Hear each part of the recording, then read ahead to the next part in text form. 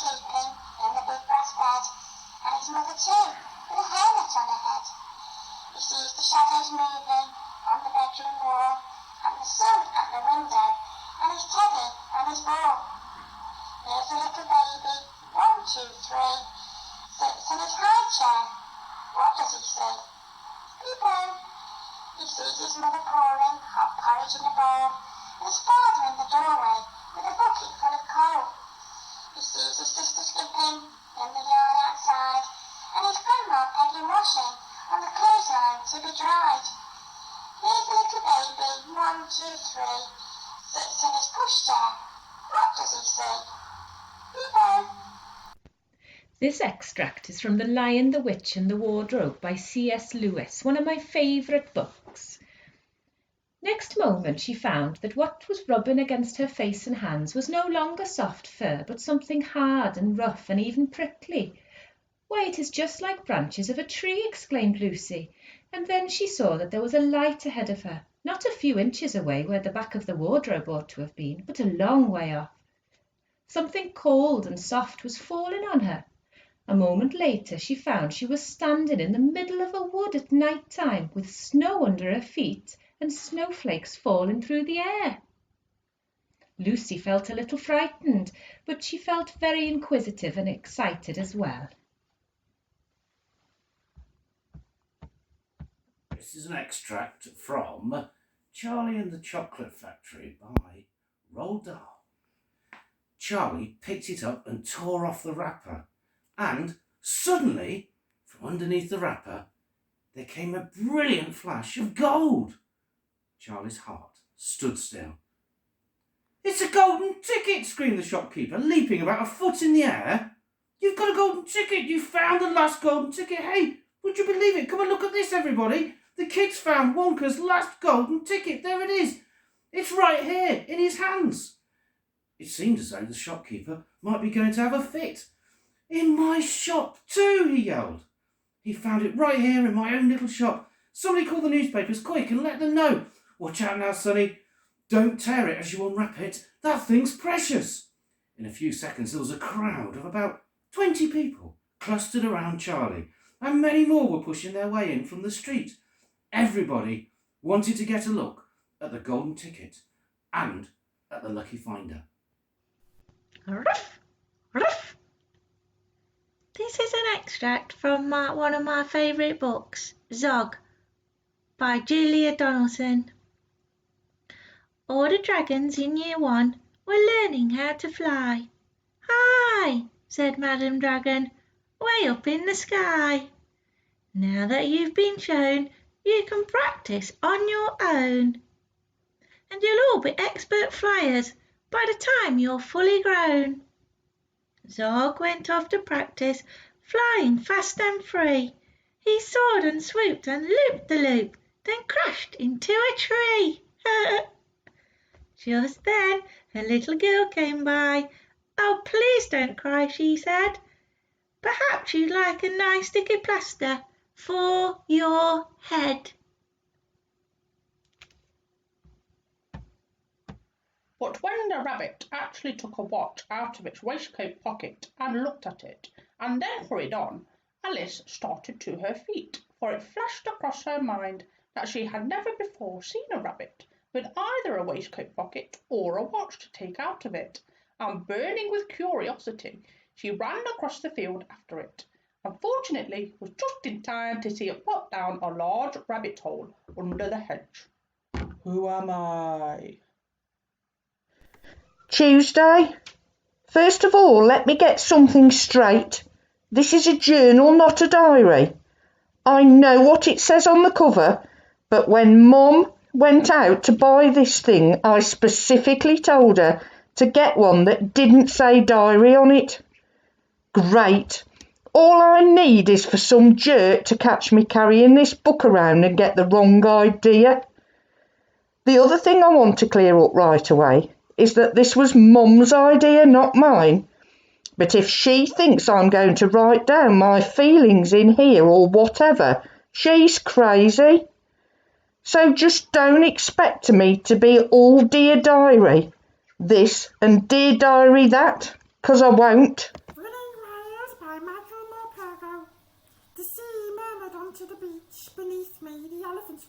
on soft and silent sand. The further we went along the beach, away from the hotel, away from the distant cries of the swimmers in the sea, the quieter everything became. I was loving the gentle rock and roll of the ride. I closed my eyes and breathed in the peace around me. This was a million miles from everything that had happened, from everything that I had brought here. It was as I was riding up there on the elephant, swaying in the sun, that Dad's elephant joke came into my mind. Usually I can't remember jokes, but I always remember this one. Maybe because Dad told it so often, I knew it word for word, just as he'd tell it. Who am I? I'm going to read you part of Matilda by Roald Dahl. When Miss Honey entered the study, Miss Trunchbull was standing beside her huge desk with a look of scowling impatience on her face. "Yes, Miss Honey," she said. "What is it you want? You're looking very flushed and flustered this morning. What's the matter with you? Have those little stinkers been flicking spitballs at you?"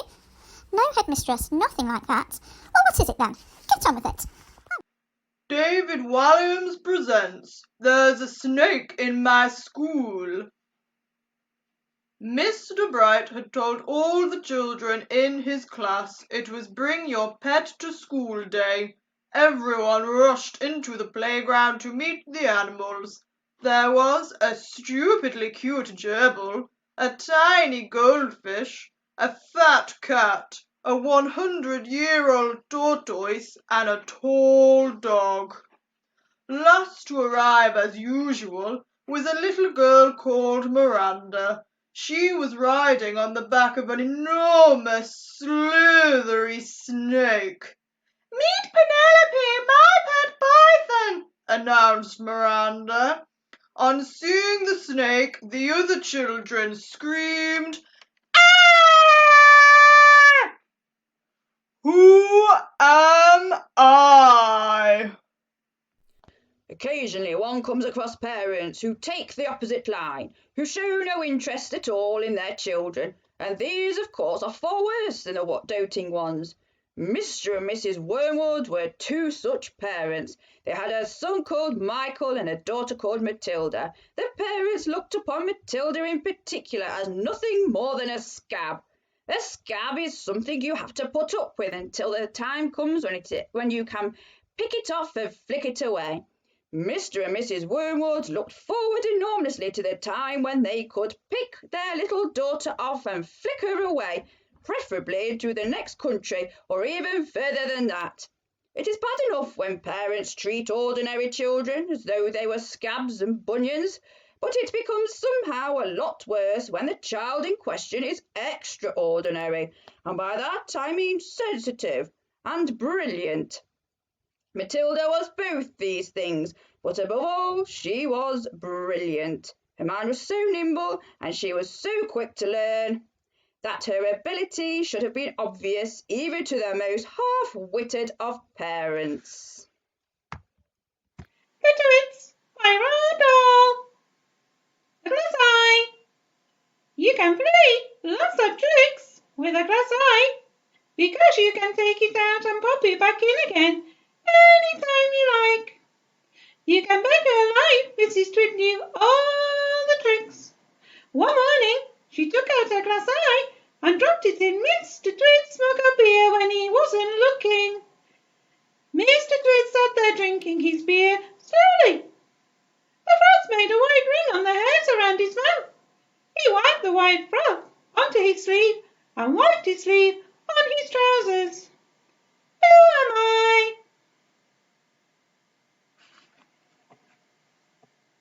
An extract from Charlotte's Web by E.B. White. One foggy morning, Charlotte's Web was truly a thing of beauty. This morning, each thin strand was decorated with dozens of tiny beads of water. The web glistened in the light and made pattern of loveliness and mystery, like a delicate veil. Even Lurvy, who wasn't particularly interested in beauty, noticed the web when he came up with the pig's breakfast. He noted how clearly it showed up, and he noted how big and carefully built it was. And then he took another look, and he saw something that made him set his pail down. There, in the centre of the web, neatly woven in block letters, was a message. It said, "Some pig." Dog in the Playground by Alan Alberg. Dog in the playground, suddenly there, smile on his face, tail in the air. Dog in the playground, bit of a fuss. I know that dog lives next to us. Dog in the playground, oh no he don't. He'll come with me, you see if he won't. The word gets round, the crowd gets bigger. His name's Bob, it ain't, it's Trigger. They call him Archie, they call him Frank. Lives by the fish shop, lives up the bank. Who told you that? Pipe down, shut up. I know that dog, since he was a pup. Dog in the playground, we'll catch him, miss. Leave it to us, just watch this. Dog in the playground, what a to-do. 35 children, caretaker too. Chasing the dog, chasing each other. I know that dog, he's our dog's brother. We've cornered him now, he can't get away. Told you we'd catch him, Robert, and hey, don't open that door. Oh, Glynis, you fool. Look, miss, what's happened? Dog in the school. Dog in the playground, dog in the hall. Dog in the toilets, he's paying a call. 46 children, caretaker too. Headmaster, 3 teachers, hullabaloo. Lost him, can't find him, he's vanished, and then, look, miss, he's back in the playground again. Shouting and shoving, I'll give you what for. 65 children head for the door. Dog in the playground, smile on his face, tail in the air, winning the race. Dog in his element, off at a jog, he's out of the gates. I wish I was a dog. Dog in the playground, couldn't he run? Dog in the playground, gone. The Secret Garden by Frances Hodgson Burnett. Mary was hoping to find the door to the locked garden. She tried many doors, but they all opened easily. There was one wall covered with ivy that seemed to have no door at all. She could see trees behind the wall. The robin on a high branch burst into song. She stopped to listen, and the cheerful notes brought a little smile to her unhappy face. She wandered back to the old man who ignored her and went on digging. At last she said, "There's a garden over there without a door." "What garden?" he asked gruffly. "On the other side of the wall," she replied. "I heard a robin in the tree there." The old man stood up with a smile. Mary saw how much nicer he looked when he smiled. He whistled very softly. The robin landed by the man's foot. Wordsmith from A Kid in My Class by Rachel Rooney. He's a walking dictionary, the stuff of fact and fiction. He's a child who's even speedier than Googling Wikipedia. He'll offer no apology for roaming terminology and clearly likes to demonstrate. His lexicon is ambulate. Occasionally he'll bore us, but he makes a great thesaurus. Who am I?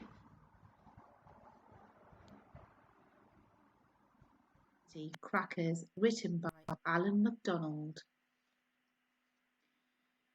"Oh no," said Mum, putting down the phone. "Great Aunt Morag's coming for Christmas." "You're joking," said Dad. "I wish I was," sighed Mum. "She's arriving on Christmas Eve." Dad groaned. Susie rolled her eyes. Bertie's mouth fell open, and a piece of toast popped onto the table.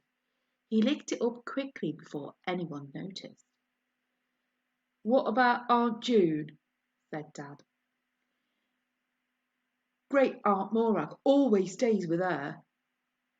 "Aunt June's got a bad back," said Mum. "Uncle Ed, then?" Mum shook her head. "He's taken Gran on a cruise." "There must be someone who can have her." "There isn't. They're either away or sick." "Can't you say we're sick?" suggested Bertie. "We're not, are we, Bertie?" "We will be if she comes." Can you guess who I am? On a hill above the valley there was a wood. In the wood there was a huge tree. Under the tree there was a hole. In the hole lived Mr. Fox and Mrs. Fox and their 4 small foxes. Every evening, as soon as it got dark, Mr. Fox would say to Mrs. Fox, "Well, my darling, what shall it be this time? A plump chicken from Boggis's, a duck or a goose from Bunce, or a nice turkey from Bean?" and when Mrs. Fox had told him what she wanted, Mr. Fox would creep down into the valley in the darkness of the night and help himself.